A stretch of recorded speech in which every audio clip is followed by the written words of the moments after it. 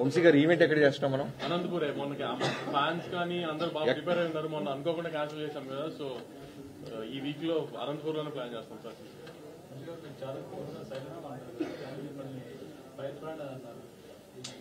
ఆయన కూల్గా ఉన్నారా?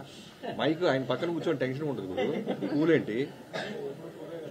నేను బాలకృష్ణ గారి పక్కన చాలా తక్కువ కూర్చుంటా సెట్లో, అలానే మనోడి పక్కన. ఫైర్ బ్రాండ్ అవి. రిజల్ట్ వచ్చేదాకా మాకు స్ట్రెస్ ఉంటుంది, కానీ రిజల్ట్ వచ్చిన తర్వాత కొంచెం ఇంకా రిలాక్స్ అయిపోతాం కదా. సో మీ అందరికి ఇక్కడే తొడలు కొట్టాను కదా నేను.